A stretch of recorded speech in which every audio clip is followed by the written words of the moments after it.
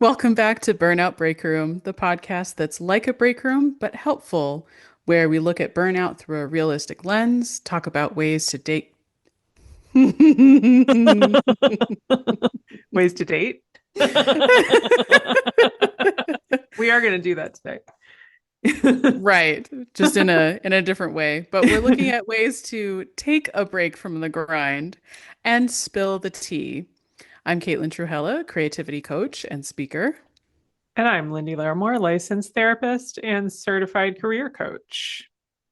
We are your hosts, and thank you for joining us here in the Burnout Break Room. How you doing, Lyndie? Good. I'm ready for some general mischief today. What about you? Absolutely. Feeling the more of the rebellious vibes and definitely spilling some more of the piping hot tea. Mm-hmm. It'll be piping today for sure. hmm Yeah, we're doing another short that's a little fun, a little bit mischievous. Yes. So today we're looking at how, let's see, how would we describe this? The dating pool and the job market pool are not too dissimilar from each other nowadays in the difficulties in, first of all, having somebody get back to you, or even just trying to have a normal conversation and sticking to the subject. So today is your opportunity to say, it's not me, it's the job. Mm-hmm. Mm-hmm. I feel like a lot of people are going to relate to this one today. If you've ever been on a date and if you've ever had a job, you've probably experienced at least one of these things. Yeah, so for those of you who've done both, you might see some crossover like we've seen. So maybe you'll relate. Please let us know. Yes, we would love to hear your stories as well, because where there are bad dates, there are also bad jobs. Also, just for the record, I do want to say out loud, I don't recommend doing both in the same place. Just, save your dating for outside the job. Just maybe, I don't know. Is that being boring? This is definitely a good recommendation. And honestly, I would argue vice versa as well, because, and of course, I talk about this so much in terms of creativity coaching. We are all so much more than our jobs. So when you go to meet somebody for the first time, be it on a date or for another reason, networking, what have you, meeting your in-laws, maybe. You don't have to make your introductions all about your job, because who you are as a person extends so much farther than that. So just please remember that we want to know more about you, not just how you get a paycheck. Absolutely. Well said, Caitlin. And we are the burnout break room. If you are only your job, check yourself, Mm-hmm. right? Like you are heading straight into burnout if you're not there already. If you're only your job, get some hobbies, Mm-hmm. do some traveling, Mm-hmm. meet some people, have a Mm-hmm. life outside of your job. This has been Absolutely. my TED Talk. Definitely. So, shall we get into it? I think so. Do you want to go first? Sure. So I feel like the most common like bad dating experience I have personally is the person who shows up and is just pretending that everything's fine. Meanwhile, they can't stop talking about their ex, and they're basically like unloading all of this emotional baggage. And I've seen this in my work experience as well. So personally, one story I have in in the workplace is a manager who, it didn't matter how far in advance I would give a heads up about something down the line becoming a problem, or even just the potential risk of something being a problem. What it came down to was my manager being perfectly fine, absolutely fine and dandy, willing to sign off on all of this, having cash out in the open in the office. hmm Not under lock and key. It was incredibly uncomfortable, but just that same approach of, yeah, this is totally fine. It's not a problem whatsoever. This doesn't implicate everyone, and there's no risk involved. So it's, yeah, you just have to be fine with it. We're all good with this, right? Hmm. Oof, oof. That's an interesting choice. So, Caitlin, I don't know about you. I don't know if you've ever been catfished on a date before. I can't say that I ever have officially, but there's definitely been times when, the picture doesn't quite match the live experience. We'll put it that way, right? Where it's Hmm. like, listen, we all have filters on our phones. I am a 43-year-old woman. I use filters, right? Like this is a thing that happens. I have progressed beyond the stage where like my skin is just great the way it is. That's fine, right? That's allowed. But when it's like this was clearly 5 to 10 years ago, oof, Mm. definitely. Or another one where it's like you were doing something really fun in this picture, like you seem like a really fun person and like you do all the things, and then you find out like that was like the two times in their life that they traveled and the one time they went dancing or so, like it's not at all who Yes. they are, right? On somebody else's dime Yes, because it exactly. was like a group trip or something like that. Yeah. Hmm. The one wedding they got invited to, right? Yeah. So you're like, Hmm. oh, you seem fun. And then it's like, oh, yeah, we would never go anywhere, would we?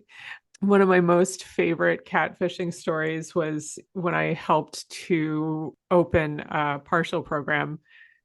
And so I was there on the first day, right? We were all kind of starting together and it was really exciting. It was a lot of fun. Startups are fun.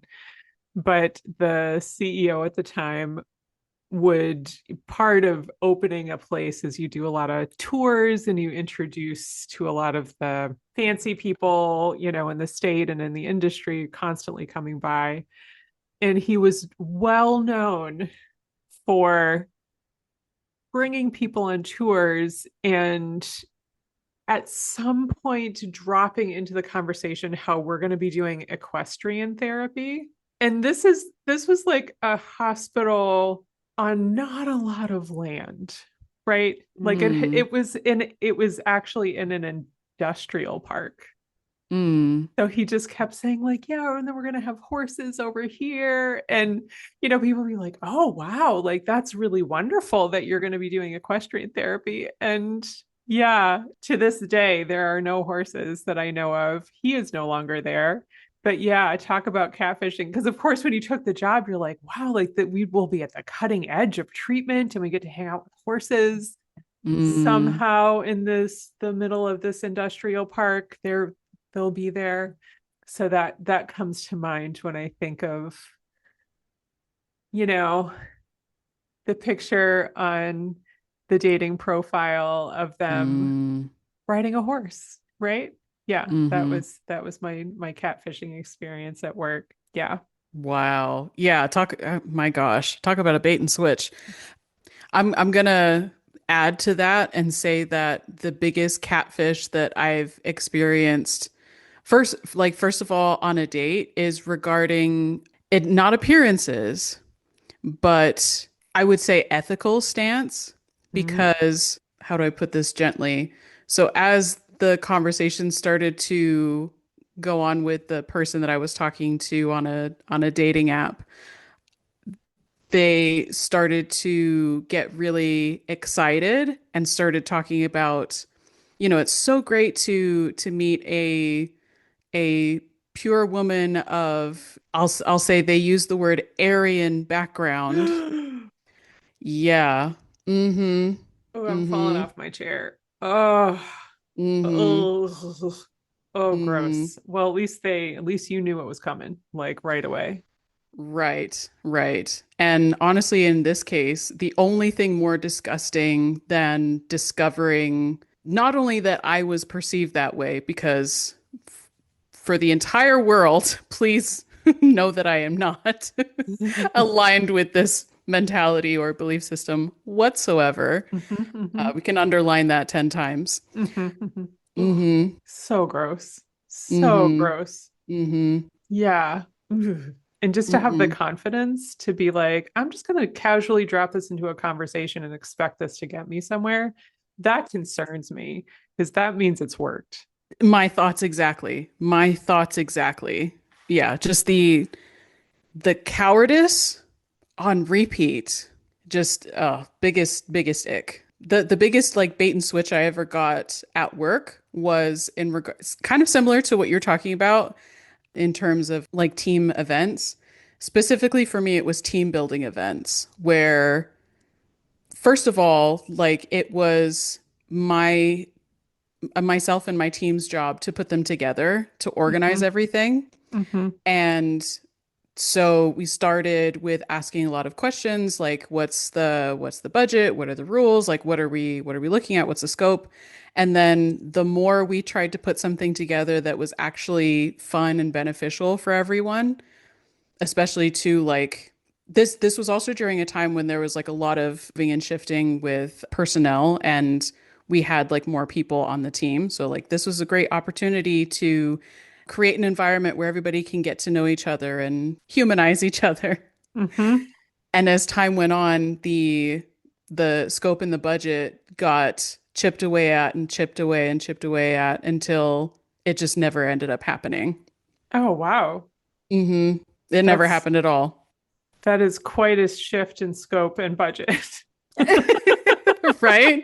So it's like what kind of message does that send? Like, you know what, never mind. You guys know each other well enough already. We've had You're enough fine. meetings about the team building event. That'll be your team building. Oh, that reminds me of a dating situation, actually. Hmm.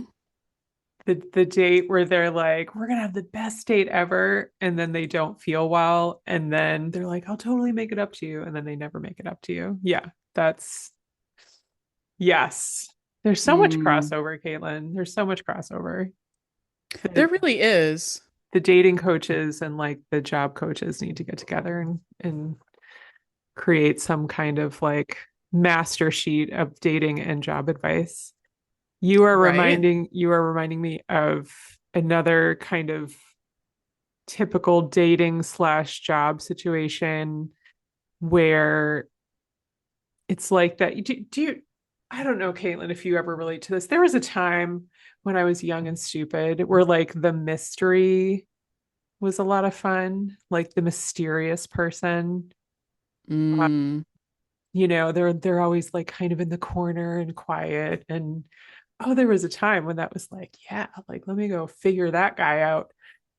Now that I'm a therapist, I'm all set, of course, because like I don't want to do the paperwork. Um, one of the Hmm. things I will in a dating situation, 100% ghost. As soon as someone says to me the sentence, ask me anything, Uh, I won't talk to them anymore because I reserve the right for that, Caitlin. Maybe I'm a terrible person, but I reserve the right because that is literally what I do for a living. I don't want, like, let's have a conversation. Don't make me do the work. Thanks very much. But then when it's like, ask me anything, and then they answer vaguely, that's a hmm. really bad sign. So sometimes in jobs, we don't get a very clear understanding of what the job is, and but we might be in a place in life where we just have to take it. I definitely had one where I was an executive assistant, which meant I was just like, did a little bit of everything, planned the Christmas party, did payroll, did HR, did some accounting, like, The I did notorious that. catch-all. Hmm. Yes, exactly. Along the same lines, Caitlin, to your story, I also did some IT. And part of that job, I hope everyone knows, means that everyone knows that person in IT knows your passwords. Yes. And here's the thing, if you are a neo Nazi, I will Hmm. know that. Hmm. I will know that. And I Hmm. did. Hmm. And so I had to play the game of which one of our executives is a neo Nazi. And I am so like, it's so disgusting. So Ugh. disgusting. Yeah, it's gross. It's gross. I did not stay at that job for very long. But yeah, listen, people, someone knows your password. Yep. So yeah, keep that to yourself is all I'm saying. Just on every level. But yeah, Yes, absolutely. And this should also, I mean, it should go without saying, for heaven's sake, that you should not be doing anything personal on your work devices. Please. 100%. 100%. Yes. Hmm. Yeah. You have a phone. Do it on your phone, right? Yeah. Like, Go be repulsive on your own ISP. yeah.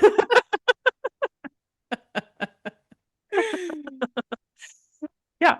Like IT knows. IT knows Hmm. everything. Hmm. What about you, Definitely. Caitlin? Well, oh my gosh, Lindy, you are reminding me of so much. And I don't know if that's a good thing because I'm laughing or not. I think we're officially trauma bonding at this point. Honestly, yeah. I mean, that's how work friendships start, right? Yeah. Oh, just Uh-huh. coming into the break room and kind of feeling out the vibe. And Yeah. so I saw that communication come through from so and so. Yeah, that was a little weird. And you see the bonds forming. Mm-hmm. Hmm. Mm-hmm. Yeah. So going back to the original there, the major dating ick, anytime somebody says, ask me anything, like the number of people that I have come across, and I will say it's mostly men on dating situations that expect me to carry the conversation. And like, look, as I've mentioned this before, as a Gemini, I can talk to a wall. It's not difficult, but the fact that the expectation exists for me to do all of the mental and communication labor between two people that is supposed to be about getting to know each other. Hmm. Hmm. No, Hmm. I don't think that your standards are too high just for unfortunately most people the bar is in hell. Uh-huh. And how I saw this ask me anything situation occur in the workplace. First of all, I feel like it's most common in the people that like the serial messengers in teams. So when you get a message from somebody that just says, "Hey," Mm, mm, mm, mm. I'm not exaggerating, Lindy, when I say I want to tear my hair out. Like, it doesn't matter if I'm busy or if I have time. Get to the point. Yes, in We are dating on the and clock. jobs. Yes, in dating and jobs. Don't ever hey me, anyone, in any Mm-hmm. situation. I Mm-hmm. don't have time for this. Yes. Yeah.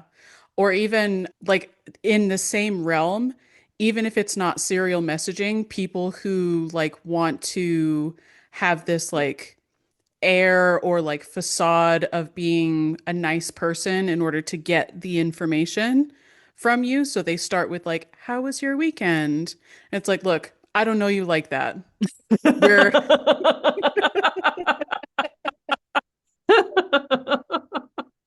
we're I'm not both on the telling you. clock, Yes. Yeah. right? You can't handle my weekend, is how my weekend was. Oh my gosh. Literally there was even one time where an executive asked me, you know, how was your weekend? And they were known for kind of like springing big questions on people and the, you know, big personality kind of thing. And I didn't even think twice about it. It was like, "Oh, it was a great weekend. I went to visit this wolf sanctuary." And they were like, "What?" And then and then all of a sudden, like this conversation is turning into a competition because apparently my life is more exciting than yours. Like, I'm sorry. Sorry You for party asked, rocking. Yes. right? Oh yeah. Yeah, the whole like competing about the weekends is such a Mm, real thing. Yeah. And then as soon as yours is cooler, everyone either like shuts up or like has to like There's a Try and little bit top of it. something measuring going on there for sure. Yeah. Definitely. But I feel like another equivalent of ask me anything in the workplace is when leadership says my door is always open, but then they never answer their phone, they never respond to their emails, regardless of what it's about. Like I have I have a pending approval that needs your signature now or months of work is going down the drain. Yeah. Yeah. That's the one who's just not that into you. That's a good one too. You're right. Where you like meet, an executive or someone that's like, yeah, call me anytime. I'll pick up for you anytime. My door is always open. Throw me, throw yourself into my Outlook. And yeah, yeah. hmm A year later, maybe you've gotten one meeting with that person, maybe on a good day, and they end up showing up a half hour late and can stay for 5 minutes. Yeah. Mm-hmm. Exactly. And it's never fun because you feel so special when they're like, yeah, like let's totally, you've got such great ideas. I totally want to hear more about that. Yeah, they didn't mean a word of it. hmm Mm-hmm. Yep. And it reminds me too of like that. I don't know if you would call it like a personality trait necessarily, or just maybe like a communication style, but like the overpromise and underdeliver. Mm-hmm. Because if you think about it, in that situation, like what they're promising is not just like connection, but communication. Mm. Yes, Caitlin. Yes. hmm Tell me, I hope within the next year we can connect. I will respect that. I will understand what's happening. Yes. hmm Tell me, I'm really hard to get in touch with. I struggle, or I'm busy, or I really want to connect with you. Here's the person that you talk to make that happen, right? Like, on a serious note, one of the first things that I always do when I'm supervising someone for the first time is have a conversation about this is how you can be in touch with me. And hmm also, this is where I'm terrible. I'm terrible over email. I will respond to them. They will be somewhat timely. You will get the worst version of me. Mm, I am my best in person, which means I'm going to put you in my calendar once a week, once every other week. That is when you will have full Lyndie. hmm Anything outside of that is going to be, you're going to get 5% of me and you're not going to get a good answer. So, like, bring all of your questions to that hour, please. So, like, to me, it's on leadership to know their communication style, to know where they struggle, to communicate that out, and then to your point, under promise, over deliver. Absolutely. And using some dating language here too. Like, I feel like, at least for me, one of the biggest red flags that I can get from, or that I see from leadership or management is when you ask that question about, their communication styles, what works best for them, and they say, oh, anything. Email, call, text, Teams. And it's like, look, you can't be in all those places at once. And that just tells me that you have like poor time management and that you value people reaching out to you more than you can actually help them. And It maybe that's some work style tea right there, but that's my experience. Here's something I like to remind people. Again, we're getting a little serious here, but I think this is important. When a person is getting paid more than you and is has a higher status job than you, it's okay to hold them to higher standards than you. Mm, I see this so often in both dating and professional lives where people in high status positions get away with a lot because they have people around them who will buffer for them mm, and do the extra work that they're not getting paid to do, whether it's emotional labor, whether it's putting up with poor time management skills or poor organization skills, poor communication skills, and like doing the extra effort for them. And it's okay to remember I'm not getting paid to do this. They are. And know your audience, know if you're safe, but if it's a relatively safe situation, talk to them about it. Ask them, I'm noticing this. It's a little bit beyond my scope. Bring it to their attention. Yeah, and especially like when that kind of open communication and understanding between a leader and a direct report can work so well together because I will tell you I've had leaders who have gone to bat for me in situations that required it, Mm-hmm. and that really does mean a lot. And of Mm-hmm. course, like I've done the same for people on my team. Yeah.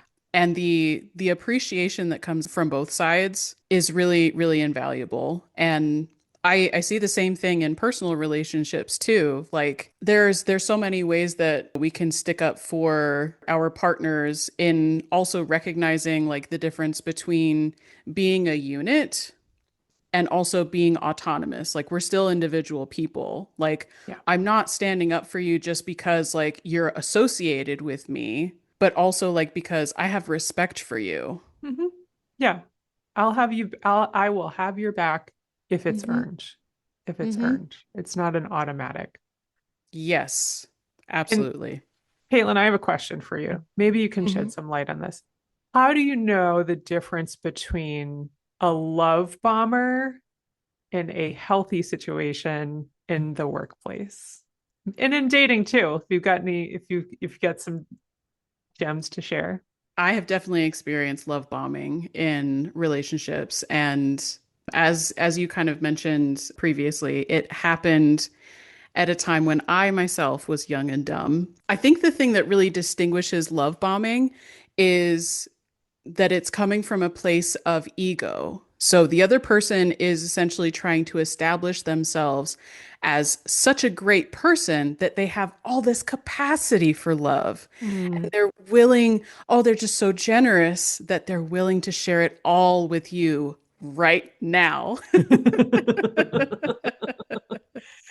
Right? There's an urgency to it. You Right. have to know all of my love in this moment. And I think when I think of the work situation, this falls under a few different areas, but what immediately comes to mind is, oh, we're all family here. We want you to Wretch. feel like part of the family. Turn and run, people. As soon as people use Hmm. the F word in a work situation, just put in your notice right there. Like nothing good Hmm. comes from that.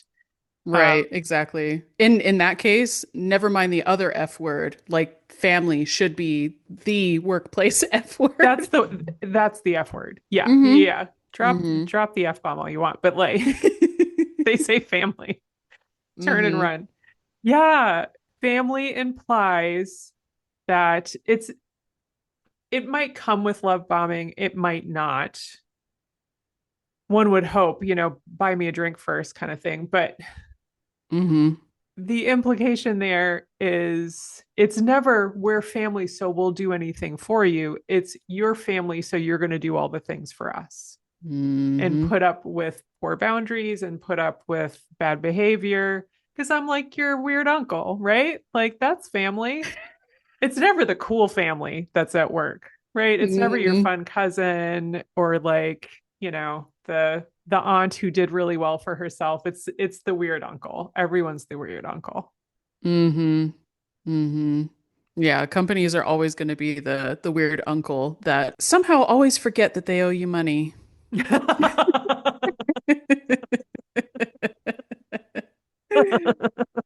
Yes. Yeah. Well, And I have to ask myself, Lindy, like I of course I understand like this, especially from because I've been a trainer before, even from that mentality of like onboarding and bringing people in and kind of like this idea of casting a spell of getting the team to believe in the mission and the overall purpose and like establishing cohesion within a team. Those are all important parts that are absolutely necessary for smooth operations and everything. But if you have to utilize and in this way mechanize the same dynamics as family, which But as many of us have experienced, varying degrees of dysfunctionality with Mhm. family, why why would you pick that? I Just come to seems work like to get away from family. Thank you very much. in some cases, yes, Hmm. definitely. Hmm. Well, and Caitlin, what a great point. Like team cohesion, trust building, communication building is all really important. And sharing the vision, getting everyone on board. These are all really important things. Both Hmm. the vision of the company and the mission, but also like the vision of individual leaders. Like that's part of being a leader is getting people to understand your vision. Hmm. You made a great point earlier. Pay attention to the ego. Mm. As soon as it becomes more about that person than about the work and about your growth as an individual member of the team, then that's often when things start to go south. Hmm. So, yes, if you show up to work, you are meant to be, in service of the vision of someone else. That's how it works. Are they asking for your feedback? Are they willing to recognize when they've messed up? Right? Is there a form of accountability? Because with family, there's no accountability. Mm. In jobs, there should be checks and balances. There should be accountability. So when I was running a team, I worked very hard to create cohesion.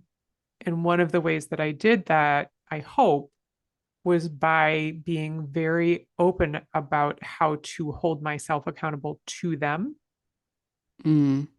and talking about like the ways of if you're unhappy with my performance, this is what you do about it. First, please come to me. If you don't feel comfortable coming to me, these are other options that you have. So I think leadership, there's always a little bit of ego in leadership, right? Like Freud says we need that a little bit. But Hmm. when it becomes about their ego and there's no accountability, there's no checks and balances, that can be a really scary thing because it's no longer about you and your growth or even just like getting the job done. It's about making that person look good. Yeah, and there's honestly like a lot of what you're talking about, Lindy, also reminds me of why boundaries are so important.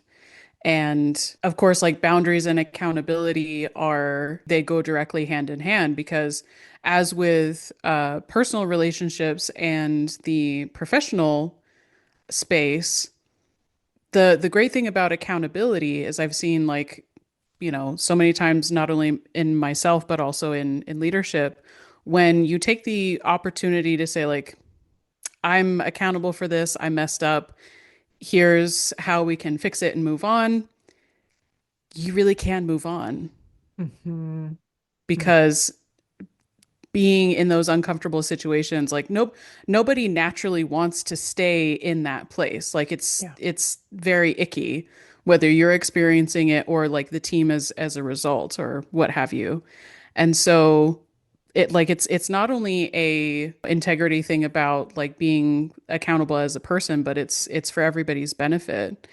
And as I said, like a big part of that too is boundaries and setting those at the very beginning, especially in personal relationships, to the point we were talking about earlier with clear communication, can help avoid a lot of those situations. So, to give an example, in like one personal boundary that I have, I'll do a simple one in relationships is I don't really like pet names, Hmm. mostly just because obviously my name is Caitlin. I don't like being called Kate. I don't have nicknames or anything like that. And so that's just not my thing. Like Mm-hmm. I like my name. Please use it. Mm-hmm. And some, pretty straightforward boundaries that we see in the workplace is some of the things we've talked about, in communication styles. But one that comes to mind specifically for me is I was working with a consultant and I was the liaison for between the consultant and this project.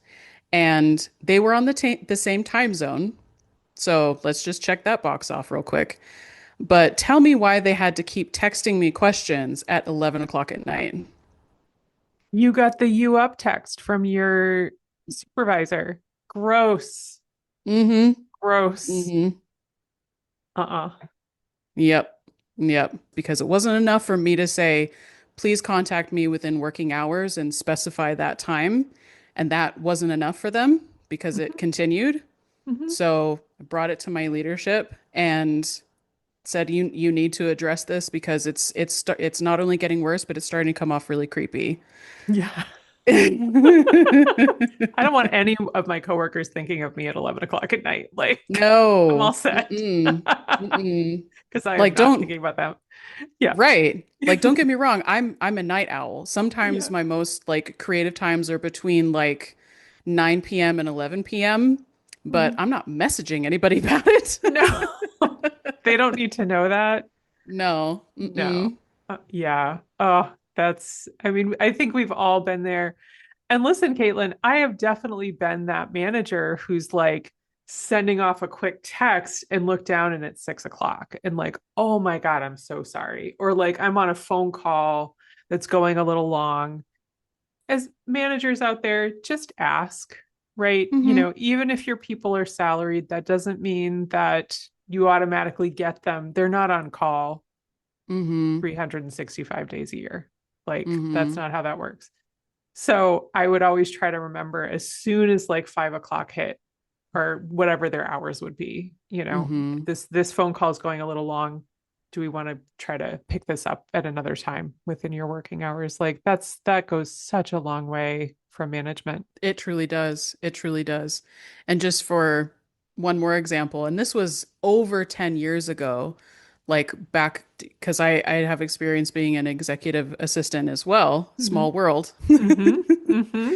My boss at the time used to leave me like 6 to 10 minute voicemails on my Oh, phone on my days off.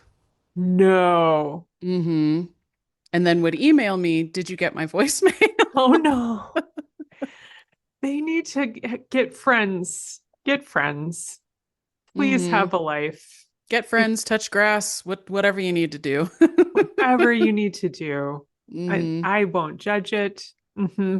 I Don't leave me support you voicemails. on this journey. Yes. I don't want to know about it, but I support you. Hmm. That reminds me of another like huge boundary violation that I totally forgot about, but drives me nuts. Mm.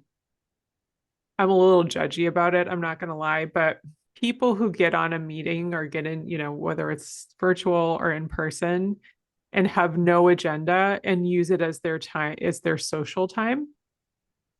Oh my gosh. And you just know that this was put in your calendar for an hour and there's no way we're getting through this in an hour. And if they're senior to you, you're put in that really awful position of like, so am I the one that's running this meeting suddenly because no one else seems to know how to run a meeting with an agenda? Hmm. Such a waste of everyone's time. And again, talk about ego, right? Like, so to assume that I want to hear about your weekend fishing trip at 3 o'clock on a Tuesday when I have two meetings after this. I'm all set. Hmm. Thanks. Can we get to this non-existent agenda, please? Hmm. Yeah. And therein is the reason why I've heard it before dubbed that people like that can be referred to as the seaweed of the office. They just float around. They're not Yes. actually doing any work. And yeah, they just have these like placeholder meetings on their calendar or like where they waste other people's time. And yeah, the oh, what did we call it last time? It's not obviously it's not microaggression. Some of the healthy forms of pushback in those situations is, and I would do this not just for me, not just for myself, but for my executives too. Like when it came to the calendar management, was explicitly asking for an agenda before said meeting. Because, of course, like people like that, they get reputations for doing so. Mm-hmm. Yeah. Yes. And like if you're senior enough, no one's going to call you out on it. And then, we're just all stuck in this purgatory of terrible meetings. Yeah. I strong agree. And the seaweed is real. And listen, as I've said in previous episodes, I had a mess about in my calendar that was meant to be without an agenda and to like do total non-work things and just watch YouTube videos, right? Like, but that was how I chose to use that time. I didn't want every other meeting to be like that. Thanks. I'm Well, good. for sure. And not to mention the fact that it was consensual because they knew what Yes. those meetings actually were. Yes. A consensual mess about. Consent is Yes. important. Mm-hmm. 100%. I just feel like we've solved all the problems today, Caitlin. Well, I have one more on that note, especially when it comes to meetings, because yeah, I agree. That's a huge pet peeve of mine as well. Like this meeting could have been an email or, could have been a fist fight for all we Mm-hmm. know. Mm-hmm. The meme of people doing the plank workout like while meeting, because anybody who's ever done a plank before, like to exercise your core, Mm-hmm. knows that 60 seconds is the longest 60 seconds in your entire life if Mm-hmm. you're doing that. So, yeah, that should be a rule for those folks. Like these will be the planking meetings, and then we'll see how long they last. Oh, I'll have to use that at some point. Brilliant. Well, thanks, Caitlin. I think we have successfully bridged the dating and working world. And I would love to hear stories from people who have experienced something similar. Yes, I'd love to hear any and all dating-esque work stories for sure. And because I know we have so many. We could probably do four more episodes on this. Oh, yeah. Absolutely. And Caitlin, when we're not in the break room, where can we find you? So you can find me at editsandgreen.com specifically for creative coaching and speaking opportunities, as well as creative resources for every kind of creator, innovator, and in between, and specifically for authors if you're looking for editing help on your book. How about you, Lindy? So you can find me at lindylairamore.com. I'm also on Instagram at Lindy Laramore, Facebook, LinkedIn, and on my website, you can find more information about my consulting work and how to reduce burnout in your workplace and prevent burnout, how to reduce turnover in your workplace. But also, I do career coaching. I specialize currently in career coaching for folks who identify as neurodivergent and navigating the career space. I know it's really hard to find a job right now. A lot of folks are getting burnt out just on job search, let alone the jobs themselves. So please feel free and reach out. Awesome. Well, thank you, Lindy, for another great conversation. Thank you. See you next time. Until next time.